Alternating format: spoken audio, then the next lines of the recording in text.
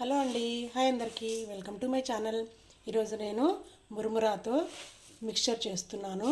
అదేనండి, బండి పైన అమ్ముతారు కదా బయట. పిల్లలకి స్నాక్స్గా ఇస్తే చాలా ఇష్టంగా తింటారు. స్కూల్ నుండి రాగానే చేసి ఇవ్వచ్చు, లేదా బ్రేక్ఫాస్ట్గా ఇవ్వచ్చు, లేదా నైట్ డిన్నర్కైనా తినొచ్చు. చాలా లైట్ ఫుడ్ ఇది.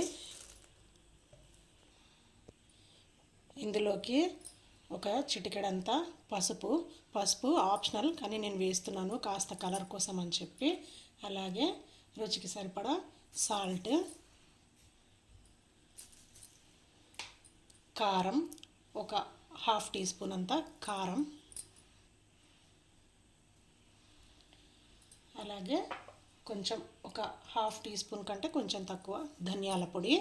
నేను కొన్నే తీసుకున్నాను కాబట్టి ఈ క్వాంటిటీకి సరిపడా వేసుకుంటున్నాను. అలాగే ఒక హాఫ్ టీ స్పూన్ అంతా జీలకర్ర పొడి,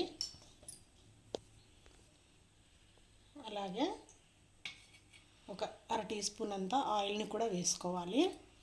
ఆయిల్ వేసుకున్న తర్వాత ఈ ఉప్పు కారాలు అన్నీ ఈ మురుమురాకి బాగా పట్టేలాగా ఒకసారి ఇలా చేత్తోనే బాగా కలుపుకోవాలి.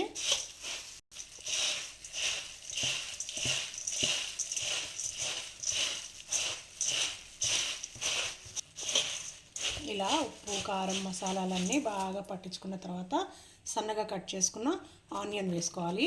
ఆనియన్ మన ఇష్టం ఎంతైనా వేసుకోవచ్చు.